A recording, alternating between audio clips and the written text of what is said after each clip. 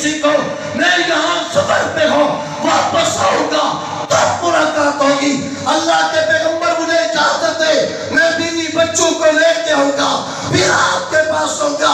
میرے آقا نے فرمایا ہاں جا سکتا ہے. صحابہ کہتے ہیں چل پڑا. حضرت فاروق اعظم کہتے میں دیکھتا رہا دیکھتے دیکھتے آگے گیا. وہاں پہ جنگل کے چوہے کا سوراخ تھا. گھوڑے کا پاؤں سوراخ میں آیا سانپ بھی گرتا ہے گھوڑا گرا. فاروق اعظم کہتے ہیں اللہ کے پیغمبر نیا صحابی گر گیا ہے. میرے آقا کہتے ہیں اٹھا کے لو. صحابہ کہتے ہیں گردن ٹوٹ چکی تھی فوت ہو چکا تھا.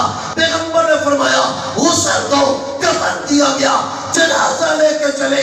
میرے آقا ساتھ چلتے گئے. ایک صحابی کہتے آقا وجہ کیا ہے آپ پورا پاؤں زمین پہ کیوں نہیں رکھتے؟ آپ کی ایڑی میں درد ہے کانٹا چبھا ہے کوئی تکلیف ہے؟ صحابی رسول سوال کرتا ہے. میرے آقا کہنے لگے نہیں کوئی بات نہیں ہے. میرے صحابی کے جنازے پہ فرشتے آئے ہیں محبت کو پورا قدم زمین پہ رکھنے کی جگہ نہیں ملتی. اتنے فرشتے آئے ہیں. صحابی کا مقام یہ ہے نماز نہیں پڑھی روزہ نہیں رکھا قرآن نہیں پڑھا صدقہ خیرات نہیں کیا زکات عمرہ حج نہیں کیا جہاد نہیں کیا چہرہ نبوت کے دیکھا. اللہ کے پیغمبر کہتے ہیں اتنے فرشتے آئے ہیں محمد کو پورا پاؤں رکھنے کی جگہ نہیں ملتی. میرے بھائیوں صحابی ہوتا ہی وہ ہے صحابی کی نسبت کو دیکھتے ہیں. اور نبی پاک کے صحابہ وہ لوگ تھے اللہ صحابہ کے لیے انتظام یوں کرتے تھے. آقا علیہ السلام کا ایک دیوانہ نبی پاک کا صحابی قضائے حاجت کے لیے باہر گیا.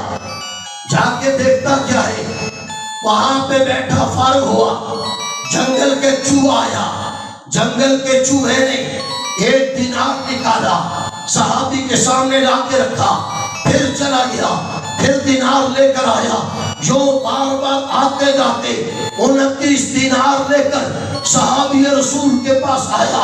پھر اللہ کے پیغمبر کا یہ صحابی دیکھتا ہے وہ چوہا دینار میں گیا دینار سے نکل کر تھیلا لے کر آیا.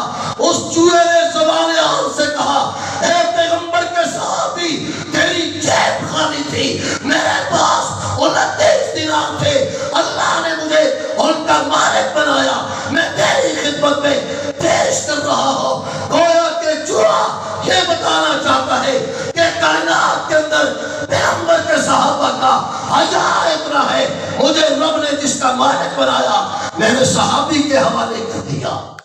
میرے بھائیوں نبی پاک کے صحابہ بڑی عظمت والے لوگ ہیں. صحابہ کا